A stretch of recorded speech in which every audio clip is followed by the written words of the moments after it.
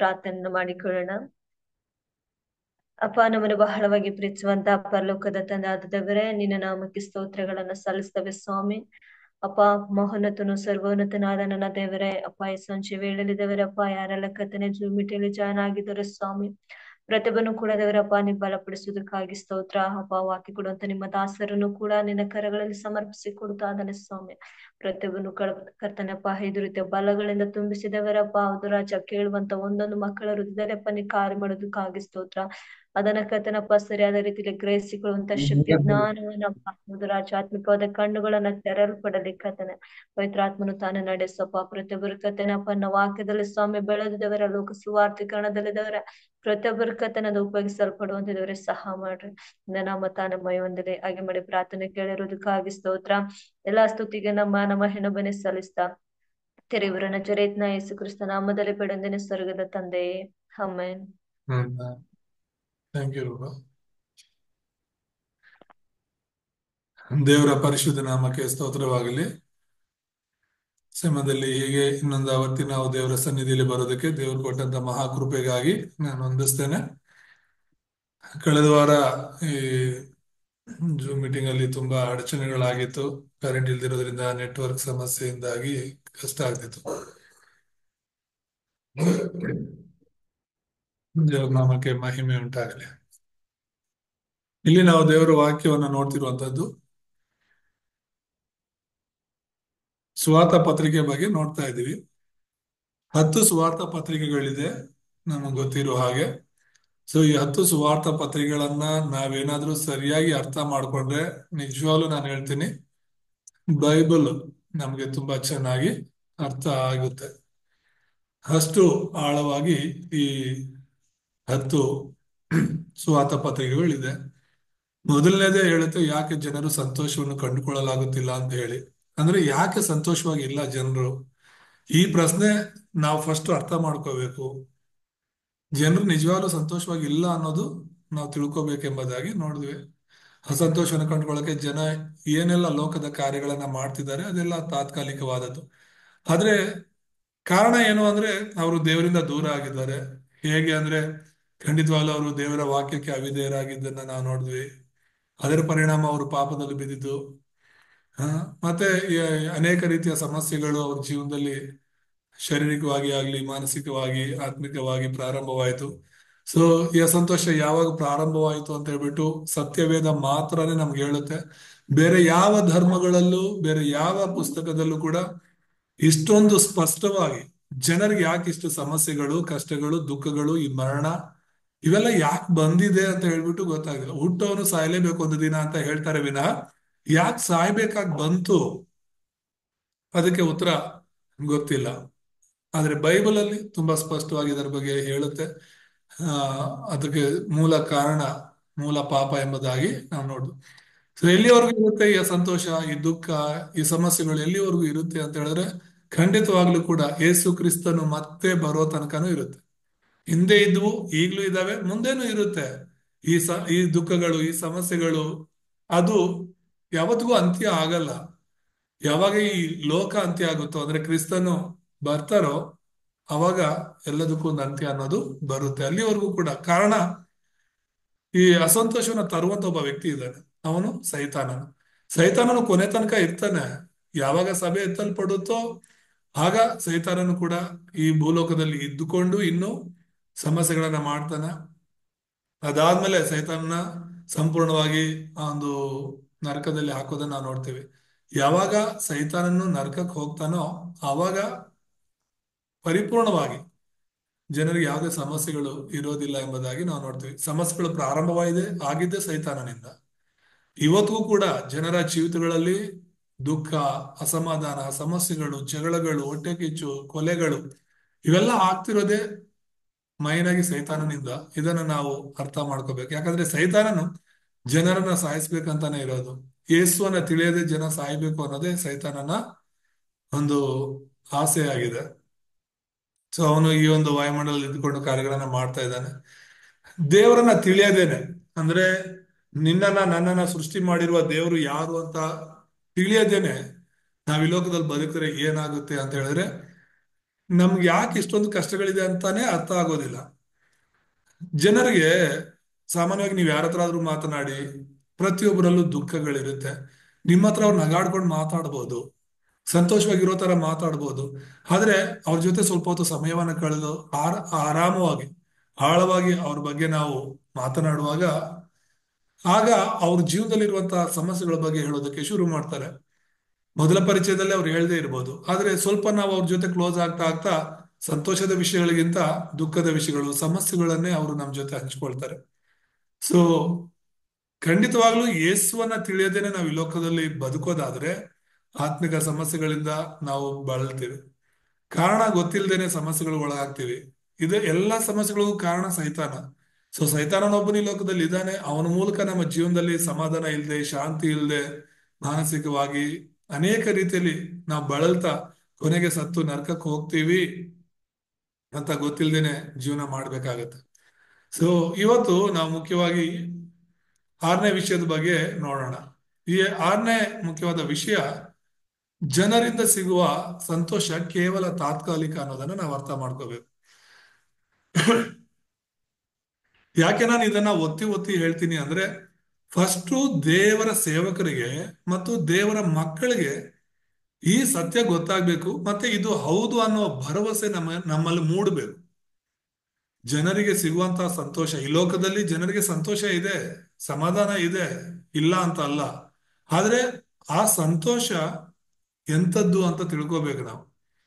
ಅಂದ್ರೆ ಸ್ಪಷ್ಟವಾಗಿ ನಾವು ಅವ್ರಿಗೆ ಹೇಳ್ಬೇಕು, ಯೇಸು ಸ್ವಾಮಿ ನಂಬುದ್ರೇನೆ ಸಂತೋಷ, ಯೇಸು ಸ್ವಾಮಿ ನಂಬುದ್ರೇನೆ ನಿಮ್ಗೆ ಸಮಾಧಾನ ಅಂತ ಹೇಳೋದಕ್ಕಿಂತ, ಅವ್ರು ಹೇಳ್ಬೋದು ಒಂದ್ ವೇಳೆ ನೀನ್ ಅವ್ರಿಗೆ ಸುವಾರ್ತೆ ಸಾರೋ ಸಮಯದಲ್ಲಿ ಅವ್ರು ತುಂಬಾ ಸಂತೋಷವಾಗಿರ್ಬೋದು, ಅವ್ರ ಪರಿಸ್ಥಿತಿ ಸಂದರ್ಭಗಳು ಸಂತೋಷವಾಗಿರ್ಬೋದು. ಅದಕ್ಕೆ ಯೇಸು ನಂಬಿಲ್ಲ ಅಂದ್ರೂ ಕೂಡ ನಾನು ಸಂತೋಷವಾಗೇನೆ ಇದ್ದೀನಿ ಅಂತಾನು ಅವ್ರು ಹೇಳ್ಬೋದು.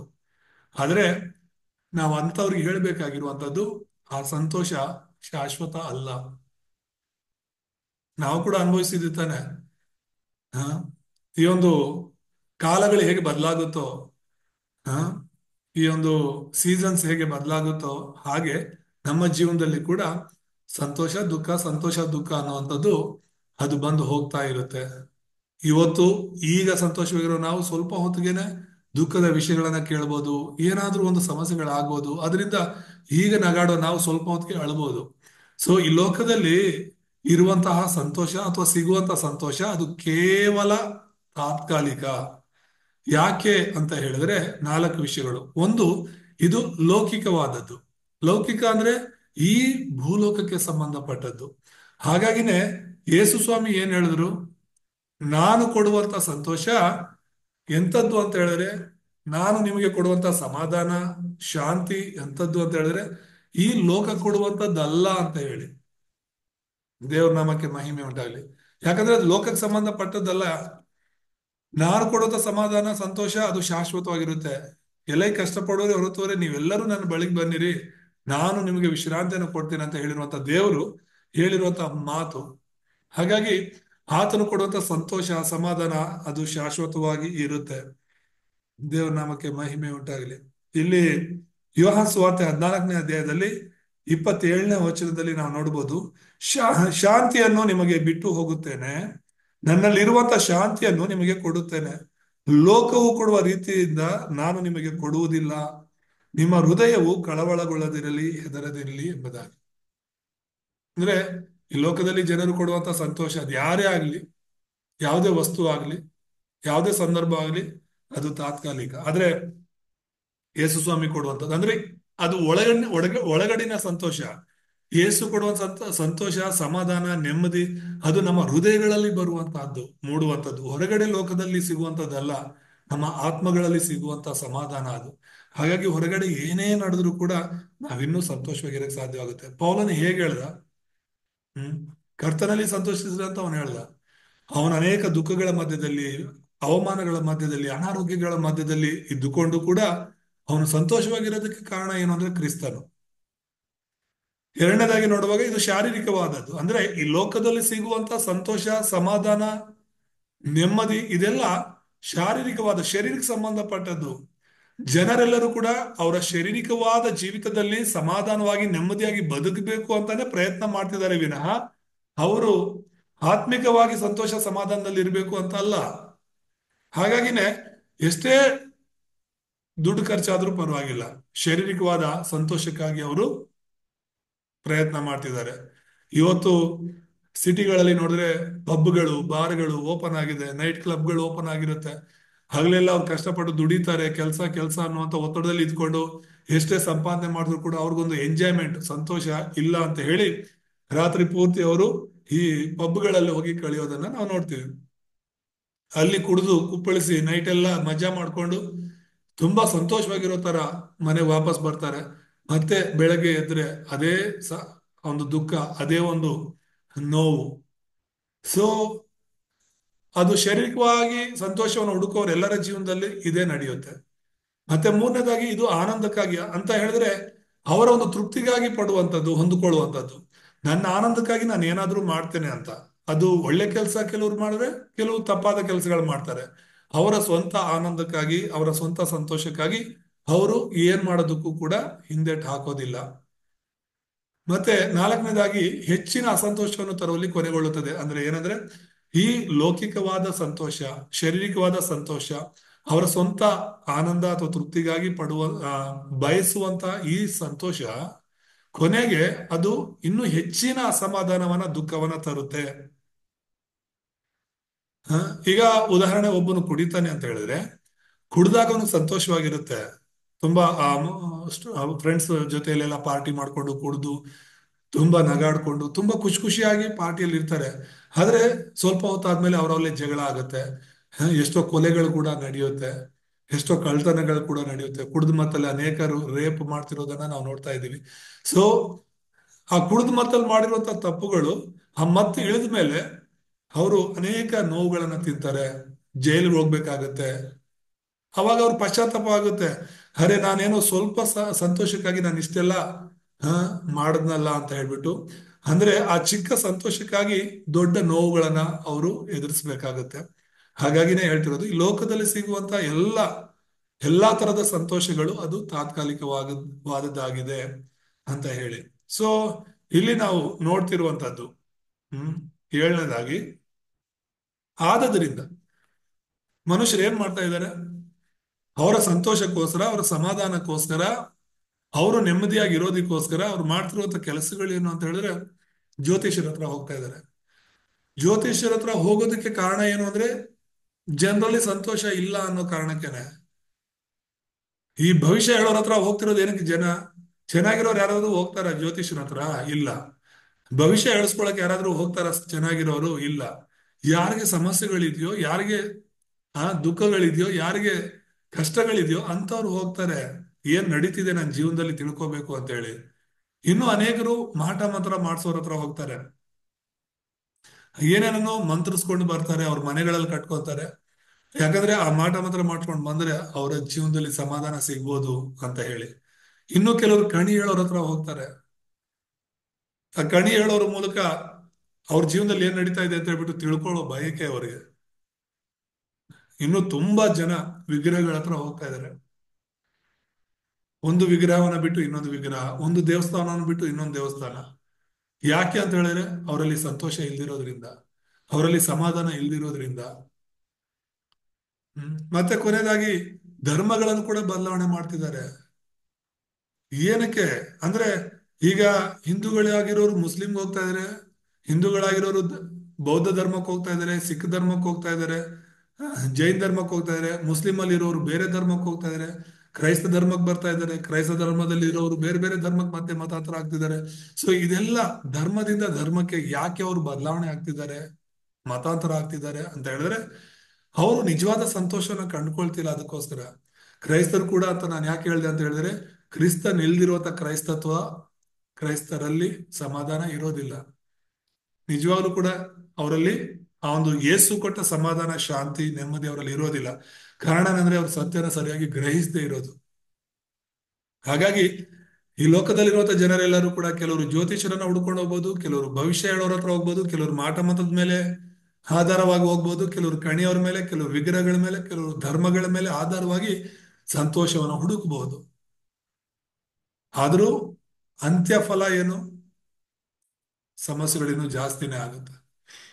ಯಾಕಂದ್ರೆ ಬೈಬಲ್ ಅಲ್ಲಿ ಹೇಳೋದು, ಒಂದು ವೇಳೆ ಒಂದು ದುರಾತ್ಮ ಒಬ್ಬ ವ್ಯಕ್ತಿನ ಬಿಟ್ಟು ಹೋಗೋ ತರ ಅನ್ನಿಸ್ಬಹುದು.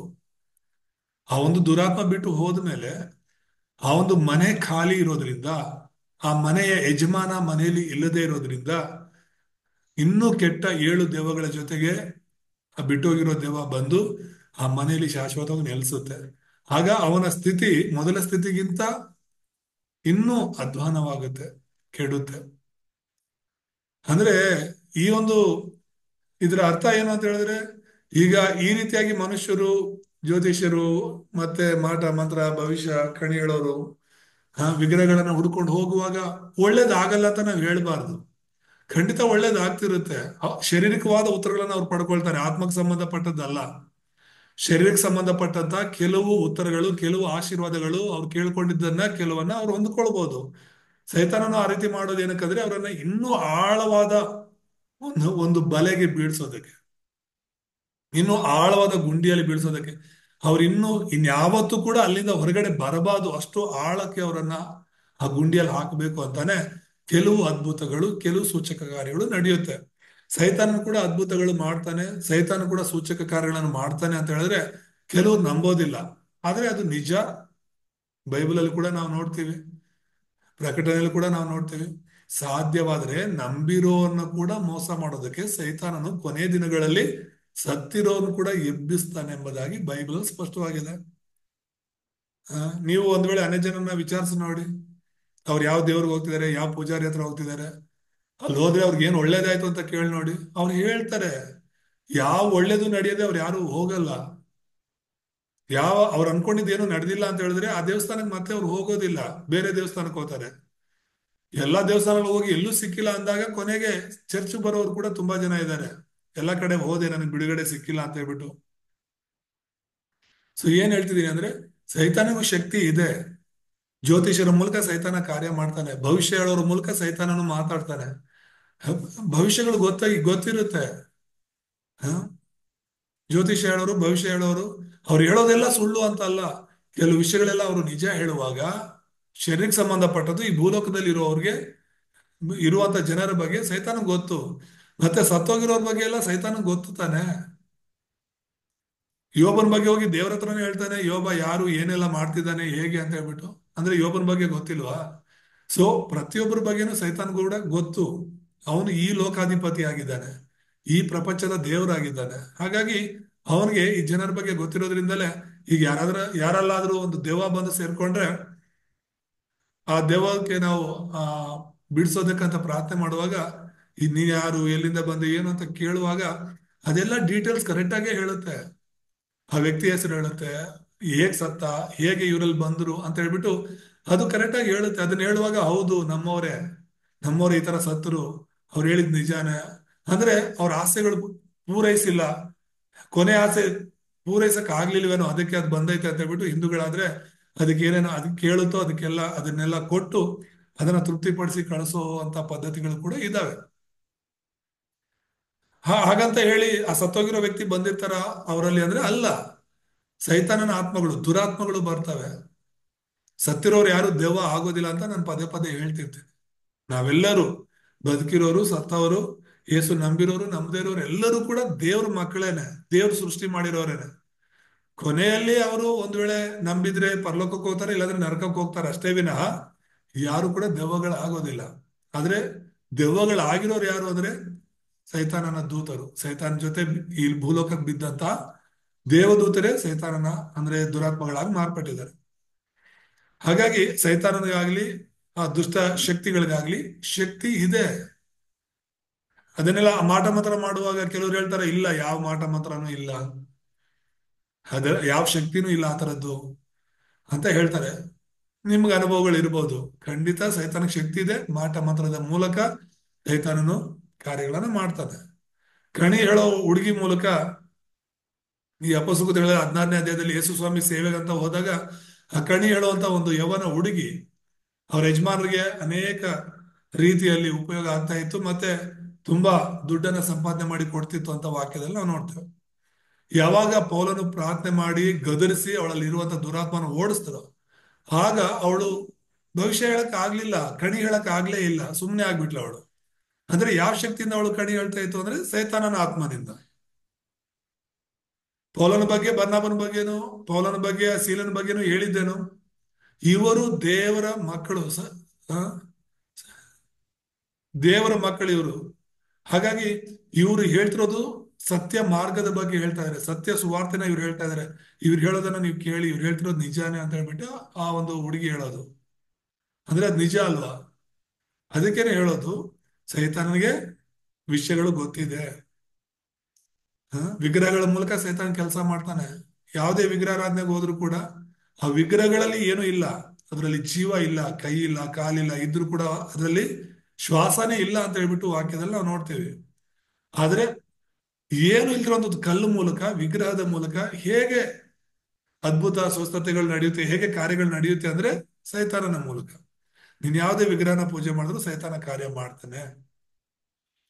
ಧರ್ಮಗಳನ್ನ ಮಾಡಿರೋದೇ ಸೈತಾನ. ಈ ಧರ್ಮಗಳು ಒಂಥರ ಬಂಧನಗಳ ತರ, ಒಂದು ತರ ಬಲೆಗಳ ತರ. ಒಬ್ಬೊಬ್ರು ಒಂದೊಂದು ಧರ್ಮದಲ್ಲಿ ಸಿಕ್ಕಾಕೊಂಡಿದ್ದಾರೆ, ಅವ್ರವ್ರ ಧರ್ಮ ಅವ್ರಿಗೆ ಶ್ರೇಷ್ಠ ಅನ್ನೋ ತರ ಆ ಒಂದು ಫೀಲಿಂಗ್ ಅಲ್ಲಿ ಬದುಕೋ ತರ ಸೈತಾನ ಮಾಡಿದ್ದಾರೆ. ನಮ್ದು ಹಿಂದೂ ಧರ್ಮ ಅಂದ್ರೆ ಹಿಂದೂ ಧರ್ಮಕ್ಕಾಗಿ ಬದುಕೋಕ್ಕೂ ರೆಡಿ, ಸಾಯೋಕ್ಕೂ ರೆಡಿ. ಮುಸ್ಲಿಂ ಧರ್ಮ, ಇಸ್ಲಾಂ ಧರ್ಮ, ಆ ಧರ್ಮಕ್ಕಾಗಿ ನಾವು ಬದುಕೋಕ್ಕೂ ಸರಿ, ಸಾಯಕ್ಕೂ ರೆಡಿ. ಎಲ್ಲರಲ್ಲೂ ಕೂಡ ಇದೇ ತರದ ಆಲೋಚನೆಗಳನ್ನ ಕೊಟ್ಟು ಅವ್ರವ್ರ ಧರ್ಮ ಅವ್ರಿಗೆ ಶ್ರೇಷ್ಠ, ಅವ್ರವ್ರ ದೇವರು ಅವ್ರಿಗೆ ಶ್ರೇಷ್ಠ ಅನ್ನುವಂತ ಬಂಧನಗಳಲ್ಲಿ ಸೈತಾನನು ಇಟ್ಟಿದ್ದಾನೆ. ಹಾಗಾದ್ರೆ ಎಂಟನೇದಾಗಿ ಕೊನೆಯದಾಗಿ ನಾವು ನೋಡುವಂಥದ್ದು, ಬಿಡುಗಡೆ ಹೊಂದಲು ಶಾಶ್ವತವಾದ ಮಾರ್ಗ ಯಾವುದು? ಈ ಒಂದು ಅಸಮಾಧಾನದಿಂದ, ಸೈತಾನನಿಂದ, ದುಃಖದಿಂದ, ನಮಗೆ ಎದುರಾಗುವಂತ ಎಲ್ಲ ಸಮಸ್ಯೆಗಳಿಂದ ಬಿಡುಗಡೆ ಹೊಂದಲು ಶಾಶ್ವತವಾದ ಮಾರ್ಗ ಯಾವ್ದಾದ್ರು ಇದೆಯಾ ಅಂದ್ರೆ ಎರಡು ವಿಷಯಗಳನ್ನ ನಾವು ಇದ್ರಲ್ಲಿ ನೋಡ್ತೀವಿ. ಮೊದಲನೇದಾಗಿ ದೀರ್ಘಾವಧಿಯ ಅನುಭವಗಳನ್ನ ನಾವು ಅರ್ಥ ಮಾಡ್ಕೋಬೇಕು. ಅಂದ್ರೆ ದೀರ್ಘಾವಧಿಯಲ್ಲಿ ಸಂಪೂರ್ಣ ವೈಫಲ್ಯಕ್ಕೆ ಕಾರಣವಾಗ್ತಿದೆ. ನಾವು ಪದೇ ಪದೇ ಸೋಲ್ತಾ ಇದ್ದೀವಿ, ನಾವು ಪದೇ ಪದೇ ಬಿದ್ದೋಗ್ತಾ ಇದ್ದೀವಿ, ನಾವು ಪದೇ ಪದೇ ನಾವೇನೇ ಪ್ರಯತ್ನ ಮಾಡಿದ್ರು ಕೂಡ ಆಗ್ತಿಲ್ಲ, ನಮ್ಮನ್ನ ನಾವು ರಕ್ಷಣೆ ಮಾಡ್ಕೊಳ್ಳೋದಕ್ಕೆ, ಪರಿಪೂರ್ಣವಾಗಿ ಸಂತೋಷವಾಗಿ ಸಮಾಧಾನವಾಗಿರೋಕ್ಕೆ ಆಗ್ತಾ ಇಲ್ಲ. ಹಾಗಾದ್ರೆ ಎರಡನೇದಾಗಿ ಶಾಶ್ವತ ಸ್ವಾತಂತ್ರ್ಯಕ್ಕೆ ಒಂದು ಮಾರ್ಗ, ಶಾಶ್ವತವಾದ ಒಂದು ಬಿಡುಗಡೆಗೆ ಒಂದೇ ಒಂದು ಮಾರ್ಗ ಇದೆ. ಅದನ್ನ ನಾವು ಫಸ್ಟ್ ತಿಳ್ಕೋಬೇಕು. ಈಗ ಇಷ್ಟೆಲ್ಲ ಅಸಮಾಧಾನಕ್ಕೆ, ದುಃಖಕ್ಕೆ ಕಾರಣ ಏನು ಅಂತ ಗೊತ್ತಿಲ್ಲದೆ ಅದಕ್ಕೆ ಪರಿಹಾರ ಕಂಡುಕೊಳ್ಳೋದು ಕಷ್ಟ. ಫಸ್ಟ್ ಕಾರಣ ಗೊತ್ತಾಗಬೇಕು, ಏನಕ್ಕಾಗಿ ನಮ್ಗೆ ಇವೆಲ್ಲ ಸಮಸ್ಯೆಗಳಿವೆ ಅನ್ನೋದನ್ನ ನಾವು ಅರ್ಥ ಮಾಡ್ಕೊಂಡ್ರೆ ಅದಕ್ಕೆ ಪರಿಹಾರ ಎಲ್ಲಿ ಸಿಗುತ್ತೆ ಅನ್ನೋದು ಗೊತ್ತಾಗುತ್ತೆ. ನಮಗೆ ಕಾರಣ ಸರಿಯಾಗಿ ಗೊತ್ತಿಲ್ಲದೆ ಇದ್ದಾಗ ಪರಿಹಾರವನ್ನ ಬೇರೆ ಬೇರೆ ಧರ್ಮಗಳಲ್ಲಿ, ಬೇರೆ ಬೇರೆ ದೇವರುಗಳ ಹತ್ರ ಹುಡ್ಕಕ್ ಹೋಗ್ತೀವಿ. ದೇವ್ರು ನಮ್ಮನ್ನ ಸೃಷ್ಟಿ ಮಾಡಿರೋದು, ಆದಾಮ ಅವರನ್ನ ದೇವರು ಸೃಷ್ಟಿ ಮಾಡಿದ್ರು. ಅವ್ರಿಗೆ ತಿನ್ಬೇಡ ಅಂತ ಹೇಳಿರುವಂತ ಹಣ್ಣನ್ನ ಅವ್ರು ತಿಂದ್ರು, ಅವ್ರು ಪಾಪ ಮಾಡಿದ್ರು, ಅವಿಧೇಯರಾದ್ರು, ದೇವರಿಂದ ದೂರವಾದ್ರು. ನಮ್ಮ ದೇವರು ಯೆಹೋವ ದೇವರು ಮನುಷ್ಯರನ್ನ ಸೃಷ್ಟಿ ಮಾಡಿದ್ರು. ಅವ್ರನ್ನ ಸೃಷ್ಟಿ ಮಾಡಿ ತಿನ್ಬೇಡ ಅಂತ ಹೇಳಿ ಒಂದು ಕಂಡೀಷನ್ ಮೂಲಕ ಆ ಏರಿಯಾ ತೋಟದಲ್ಲಿ ಇಟ್ರು. ಅವರು ಯಾವ್ದನ್ನ ದೇವ್ರು ಮಾಡ್ಬೇಡ ಅಂದ್ರು ಅದನ್ನ ಮಾಡಿದ್ರು. ಹಾಗಾಗಿ ಅವರು ದೇವ್ರು ಅವ್ರನ್ನ ದೂರ ಮಾಡಿದ್ರು, ಅನೇಕ ಶಾಪಗಳು, ಪಾಪಗಳು ಅವ್ರ ಜೀವನದಲ್ಲಿ ಬಂತು. ಈಗ ಸಮಸ್ಯೆ ಆಗಿದ್ದು ಏದೇನ್ ತೋಟದಲ್ಲಿ, ಅವಿಧೇಯರಾಗಿದ್ದವರು ದೇವರಿಗೆ, ಯೇಸು ಸ್ವಾಮಿಗೆ. ಹಾಗಿರುವಾಗ ದೇವ್ರ ಸೃಷ್ಟಿ ಮಾಡಿ ದೇವರ ವಾಕ್ಯಕ್ಕೆ ಅವಿಧೇಯರಾಗಿ ನಡ್ಕೊಂಡಂತ ಮನುಷ್ಯ ಮತ್ತೆ ಅದನ್ನ ಸರಿಪಡಿಸ್ಕೊಳ್ಳಕ್ಕೆ ದೇವ್ರ ಹತ್ರನೇ ಹೋಗ್ಬೇಕೇ ವಿನಃ, ಆ ಸೃಷ್ಟಿಕರ್ತನಾದ ದೇವ್ರ ಹತ್ರನೇ ಹೋಗ್ಬೇಕೇ ವಿನಃ ಬೇರೆ ಸೃಷ್ಟಿ ಹತ್ರನೋ, ವಿಗ್ರಹಗಳ ಹತ್ರನೋ, ಬೇರೆ ಬೇರೆ ಮಾರ್ಗಗಳನ್ನ ಹಿಡಿದ್ರೆ ಹೇಗೆ ಅದು ಪರಿಹಾರ ಆಗುತ್ತೆ? ಪರಿಹಾರ ಆಗಕ್ಕೆ ಸಾಧ್ಯನೇ ಇಲ್ಲ. ಹಾಗಾಗಿನೇ ಎರಡನೇದ್ರಲ್ಲಿ ಒಂದೇದು ಅರ್ಥ ಮಾಡ್ಕೊಳ್ಬೇಕು. ನಾವು ಏನನ್ನ ಅರ್ಥ ಮಾಡ್ಕೋಬೇಕು? ಆದಿಕಾಂಡ 3ನೇ ಅಧ್ಯಾಯದ ಸಮಸ್ಯೆನ ನಾವು ಮೊದಲು ಅರ್ಥ ಮಾಡ್ಕೋಬೇಕು. ನಾವು ಯಾರಿಗೆ ಸುವಾರ್ತೆ ಸಾರಕ್ಕೆ ಹೋದ್ರು ಕೂಡ ಈ ಆದಿಕಾಂಡ 3ನೇ ಅಧ್ಯಾಯದ ಸಮಸ್ಯೆನ ಹೇಳಲಿಲ್ಲ ಅಂದ್ರೆ ಅದು ಪರಿಪೂರ್ಣ ಸುವಾರ್ತೆ ಆಗ್ಲಿಕ್ಕೆ ಸಾಧ್ಯನೇ ಇಲ್ಲ. ಎರಡನೇದಾಗಿ ನಾವು ಸ್ವೀಕರಿಸಬೇಕು ಅಥವಾ ನಂಬಬೇಕು. ಏನನ್ನ ನಂಬಬೇಕು? ಸಮಸ್ಯೆ ಆಗಿದೆ ಏದೇನ್ ತೋಟದಲ್ಲಿ, ಅಲ್ಲಿಂದ ನಾವೆಲ್ಲರೂ ದೇವರಿಂದ ದೂರ ಆಗಿ ಪಾಪಿಗಳಾಗಿ ಬದುಕ್ತಾ ಇದ್ದೇವೆ, ದೇವರಿಗೆ ವಿರೋಧಿಗಳಾಗಿ ಬದುಕ್ತಾ ಇದ್ದೇವೆ. ಆದ್ರೆ ಅದನ್ನ ಸರಿಪಡಿಸ್ಕೊಳ್ಳೋದಕ್ಕೆ, ಮತ್ತೆ ನಾವು ದೇವ್ರ ಬಳಿಗೆ ಹೋಗೋದಕ್ಕೆ ದೇವರೇ ಈ ಲೋಕದಲ್ಲಿ ಇಳಿದು ಬಂದಿದ್ದಾರೆ, ಯೇಸುವಿನ ಮೂಲಕ ಈ ಲೋಕದಲ್ಲಿ ಬಂದಿದ್ದಾರೆ. ಯೋಹಾನ್ ಸುವಾರ್ತೆ 1:12, ಯಾರ್ಯಾರು ಆತನನ್ನು ಅಂಗೀಕರಿಸಿದರೋ, ಅಂದರೆ ಆತನ ಹೆಸರಿನಲ್ಲಿ ನಂಬಿಕೆ ಇಟ್ಟರೋ ಅವರಿಗೆ ದೇವರ ಮಕ್ಕಳಾಗುವ ಅಧಿಕಾರ ಕೊಟ್ಟನು. ಏನನ್ನ ನಾವು ಕಳ್ಕೊಂಡಿದ್ವಿ? ದೇವರ ಮಕ್ಕಳ ಅಧಿಕಾರವನ್ನ ಕಳ್ಕೊಂಡಿದ್ವಿ. ಹಾಗಾಗಿ ಈಗ ಯೇಸು ಈ ಲೋಕಕ್ಕೆ ಬಂದಿದ್ದಾರೆ. ಆದಿಯಲ್ಲಿ ವಾಕ್ಯವಿತ್ತು, ಆ ವಾಕ್ಯವು ದೇವರ ಬಳಿ ಇತ್ತು, ವಾಕ್ಯವೇ ದೇವರಾಗಿತ್ತು. ಆ ವಾಕ್ಯವೆಂಬಾತನು ನರಾವತಾರ ಎತ್ತಿ ಈ ಲೋಕದಲ್ಲಿ ಬಂದಿದ್ದಾರೆ. ಯಾರು ಆ ಯೇಸು ಮಾಡಿದ್ದನ್ನ ನಂಬ್ತಾರೋ, ಆ ಯೇಸುವಿನ ಆ ರಕ್ತದ ಏನು ಪರಿಹಾರವನ್ನು ಕೊಟ್ಟಿದ್ದಾರೆ, ಸಿಲುಬೆಯ ರಕ್ತದ ಒಂದು ಪರಿಹಾರ ಬಲಿಯನ್ನು ಕೊಟ್ಟಿದ್ದಾರೆ, ಅದನ್ನ ಇದು ನನಗೋಸ್ಕರವೇ, ಯೇಸು ನನಗೋಸ್ಕರವೇ ಬಂದು ಸತ್ತಿದ್ದಾರೆ, ನನಗೋಸ್ಕರವೇ ಆತನು ಎದ್ದು ಬಂದಿದ್ದಾರೆ, ನನಗೋಸ್ಕರವೇ ಪರಲೋಕಕ್ಕೆ ಹೋಗಿದ್ದಾರೆ, ನನಗೋಸ್ಕರ ಆತನು ಮತ್ತೆ ಬರೋರಾಗಿದ್ದಾರೆ, ನನ್ನನ್ನ ದೇವರ ಜೊತೆಗೆ ಒಂದು ಮಾಡೋದಕ್ಕಾಗಿನೇ ಯೇಸು ಬಂದಿದ್ದಾರೆ ಅನ್ನುವಂಥದ್ದನ್ನ ನಾವು ಅರ್ಥ ಮಾಡ್ಕೊಂಡ್ರೆ ನಾವು ದೇವರ ಮಕ್ಕಳಾಗ್ತೀವಿ. ಹಾಗಾಗಿ ಯಾವ್ದನ್ನ ನಂಬಬೇಕು, ಫಸ್ಟ್ ನಾವು ಅರ್ಥ ಮಾಡ್ಕೋಬೇಕಾಗಿರೋದು ದೇವರಿಂದ ಹೇಗೆ ನಾವು ದೂರವಾದ್ವಿ ಅನ್ನೋದು. ಅದನ್ನ ಅರ್ಥ ಮಾಡ್ಕೊಂಡ್ರೆ ಮತ್ತೆ ನಾವು ದೇವ್ರ ಬಳಿಗೆ ಹೇಗೆ ಒಂದಾಗ್ಬೋದು, ಹೇಗೆ ನಾವು ದೇವ್ರ ಬಳಿಗೆ ಬರಬಹುದು ಅನ್ನೋದು ಅರ್ಥ ಆಗುತ್ತೆ. ಅದು ಅರ್ಥ ಮಾಡ್ಕೊಂಡ್ಮೇಲೆ ಮೂರನೇದಾಗಿ ಅಧಿಕಾರವನ್ನ ಸ್ವೀಕರಿಸ್ತೇವೆ. ಅದೇ ದೇವರ ಮಕ್ಕಳಾಗುವ ಅಧಿಕಾರವನ್ನು ಹೊಂದ್ಕೊಳ್ತೀವಿ. ಸೊ ದೇವರ ಮಕ್ಕಳಿಗೆ ದೇವರ ಅಧಿಕಾರವನ್ನು ಕೊಡ್ತಾನೆ. ಏನ ಅಧಿಕಾರ ಅಂದ್ರೆ ದೇವರೇ ನಮ್ ಜೊತೆ ಇರ್ತಾನೆ, ನಾವು ದೇವ್ರ ಜೊತೆ ಇರ್ತೀವಿ. ಯೇಸುವನ್ನ ನಮ್ಮ ಕ್ರಿಸ್ತನಾಗಿ, ನಮ್ಮ ರಕ್ಷಕನಾಗಿ ಅಂಗೀಕರಿಸ್ಕೊಳ್ಳೋ ತನಕನೂ ಕೂಡ ನಮ್ಮ ಜೊತೆ ದೇವರು ಇರೋದಿಲ್ಲ, ನಾವು ಕೂಡ ದೇವ್ರ ಜೊತೆ ಇರೋದಕ್ಕೆ ಸಾಧ್ಯ ಇಲ್ಲ. ಯಾರು ಯೇಸುವನ್ನ ನಂಬ್ತಾರೋ ಅವರು ದೇವ್ರ ಮಕ್ಕಳಾಗ್ತಾರೆ. ಯಾವಾಗ ನಾವು ದೇವ್ರ ಮಕ್ಕಳಾಗ್ತೀವೋ ನಾವು ಪಾಪ, ಶಾಪ, ಸೈತಾನ, ನರಕ ಈ ಎಲ್ಲವುಗಳಿಂದ ಬಿಡುಗಡೆ ಆಗ್ತೀವಿ. ಸೈತಾನನ ಮಕ್ಕಳಾಗಿರುವಂತ ನಾವು ದೇವ್ರ ಮಕ್ಕಳಾಗಿ ಮಾರ್ಪಡ್ತೀವಿ. ದೇವ್ರ ಮಕ್ಕಳಾದ್ಮೇಲೆ ದೇವ್ರು ನಮ್ಮ ಜೊತೆ ಇರ್ತಾರೆ. ನನ್ನನ್ನ ಸೃಷ್ಟಿ ಮಾಡಿದ್ದು ಆತನು ನಮ್ಮ ಜೊತೆ ಇರಬೇಕು ಅಂತ, ನಾವು ಆತನ ಜೊತೆ ಇರಬೇಕು ಅಂತ. ಅದನ್ನ ನಾವು ಕಳ್ಕೊಂಡಿದ್ವಿ, ಅದನ್ನ ನಾವು ಹಾಳು ಮಾಡ್ಕೊಂಡ್ವಿ. ಆದ್ರೆ ಈಗ ಯೇಸು ಮೂಲಕ ಮತ್ತೆ ನಮ್ಗೊಂದು ಅವಕಾಶ ಇದೆ. ಹಾಗಾಗಿನೇ ಆ ಯೇಸುವನ್ನ ನಾವು ನಂಬಬೇಕಾಗಿದೆ. ಮತ್ತಾಯ 28:20 ಯೇಸುಸ್ವಾಮಿ ಹೇಳಿರುವಂತ ಮಾತೆ, ನಾನು ನಿಮಗೆ ಆಜ್ಞಾಪಿಸಿದ್ದನ್ನೆಲ್ಲ ಕಾಪಾಡಿಕೊಳ್ಳುವುದಕ್ಕೆ ಅವರಿಗೆ ಉಪದೇಶ ಮಾಡಿರಿ. ನೋಡಿರಿ, ನಾನು ಯುಗದ ಸಮಾಪ್ತಿಯವರೆಗೂ ಎಲ್ಲಾ ದಿವಸ ನಿಮ್ಮ ಸಂಗಡ ಇರುತ್ತೇನೆ ಅಂತ ಹೇಳ್ತಿದ್ದಾರೆ. ಈ ಯುಗದ ಸಮಾಪ್ತಿಯವರೆಗೂ ಎಲ್ಲಾ ದಿವಸನೂ ನಾನು ನಿಮ್ಮ ಸಂಗಡ ಇರ್ತೀನಿ ಅಂತ. ಒಂದು ದಿವಸ ಅಲ್ಲ, 2 ದಿವಸ ಅಲ್ಲ, ಸ್ವಲ್ಪ ದಿನ ಅಲ್ಲ.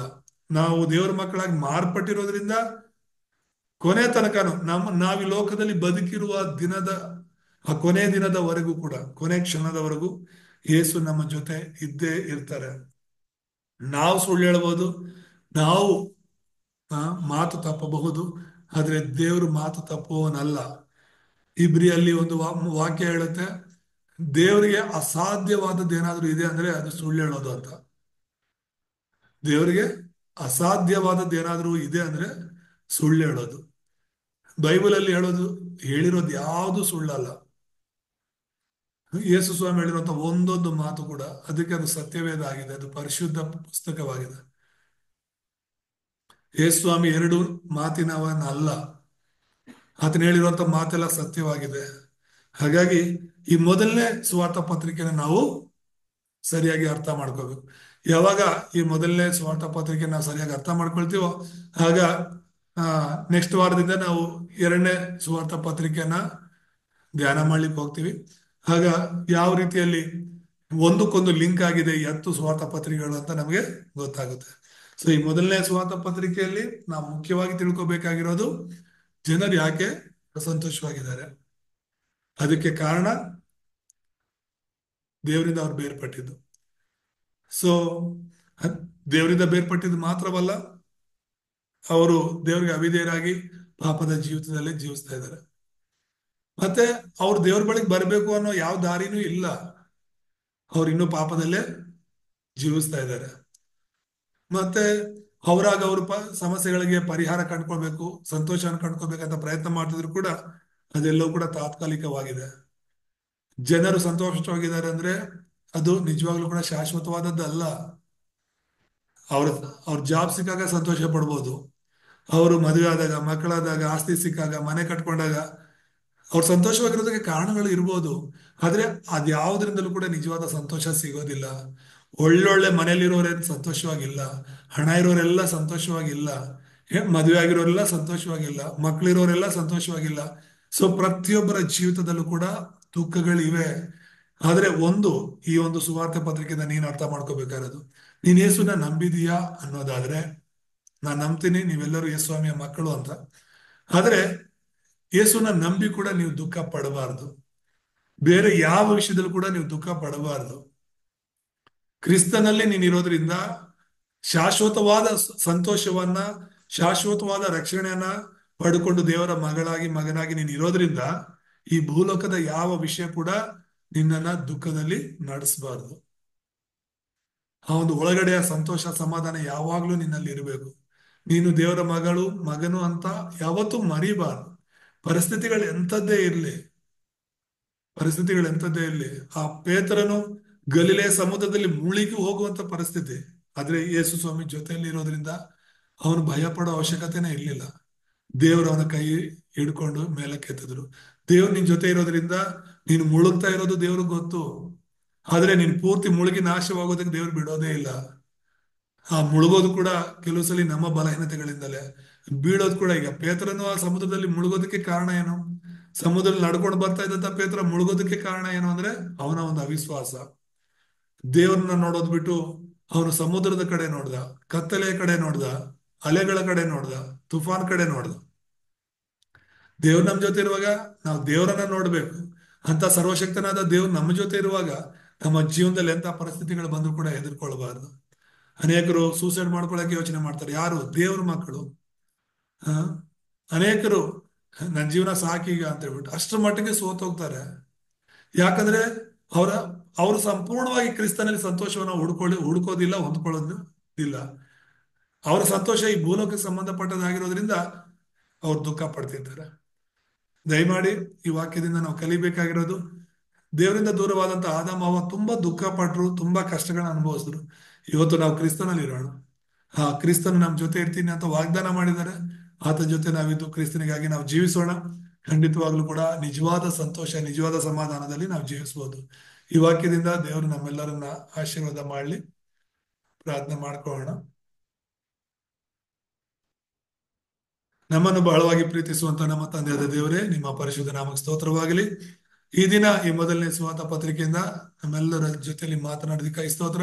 ವಾಕ್ಯ ಕೇಳಿದ ನಮ್ಮೆಲ್ಲರನ್ನು ಕೂಡ ಬಲಪಡಿಸಿರಿ. ಆ ಒಂದು ನಿಜವಾದ ಒಂದು ಸಂತೋಷ ಸಮಾಧಾನವನ್ನ ಕ್ರಿಸ್ತ ಯೇಸುವಿನಲ್ಲಿ ಕಂಡುಕೊಂಡು ನಿಮಗಾಗಿ ನಾವು ಸಾಕ್ಷಿಯಾಗಿ ಜೀವಿಸಲು, ಇದೇ ರೀತಿಯಲ್ಲಿ ಯಾರೆಲ್ಲ ಅಸಂತೋಷ, ದುಃಖ, ದೇವರೇ ಸಮಸ್ಯೆಗಳಲ್ಲಿ ಜೀವಿಸ್ತಿದ್ದಾರೋ ಅವ್ರಿಗೆಲ್ಲ ಸರಿಯಾದ ಸುವಾರ್ತನ ಹೇಳಿ ನಿಮ್ಮ ಮಾರ್ಗದ ಕಡೆ ನಡೆಸೋದಕ್ಕೆ ಸಹಾಯ ಮಾಡಿ. ಹಾಗೆ ಮಾಡಿದಕ್ಕಾಗಿ ಸ್ತೋತ್ರ. ಜಾಯ್ನ್ ಆಗಿರುವಂತ ಎಲ್ಲ ನಿನ್ನ ಮಕ್ಕಳನ್ನ ಈ ಒಂದು ಸತ್ಯ ವಾಕ್ಯಗಳಿಂದ ದೇವರೇ ಸ್ತೋತ್ರ, ಅವರ ಆಲೋಚನೆಗಳನ್ನ, ಅವರ ಉದ್ದೇಶಗಳನ್ನ ದೇವರೇ ಬದಲಾಯಿಸಿ ಸಂಪೂರ್ಣವಾಗಿ ಅವರ ಮನಸ್ಸನ್ನ, ಅವರ ಒಂದು ಉದ್ದೇಶಗಳನ್ನ ಸ್ವಾರ್ಥೀಕರಣಗೊಳಿಸಬೇಕಾಗಿ ನಾವು ಪ್ರಾರ್ಥಿಸ್ತೇನೆ. ಮುಂದಿನ ವಾರ ದೇವರೇ ಸ್ತೋತ್ರ ಸಮಯಕ್ಕೆ ನಾವು ಕೂಡಿ ಬಂದು ದೇವರ ಎರಡನೇ ಒಂದು ಸುವಾರ್ತ ಪತ್ರಿಕೆ ನೋಡುವಂತ ಕೃಪೆ ತೋರಿಸಿ. ಹಾಗೆ ಮಾಡಿದಕ್ಕಾಗಿ ಸ್ತೋತ್ರ. ಯೇಸುವಿನ ನಾಮದಲ್ಲಿ ಪ್ರಾರ್ಥಿಸ್ತೇವೆ ತಂದೆ, ಆಮೇನ್.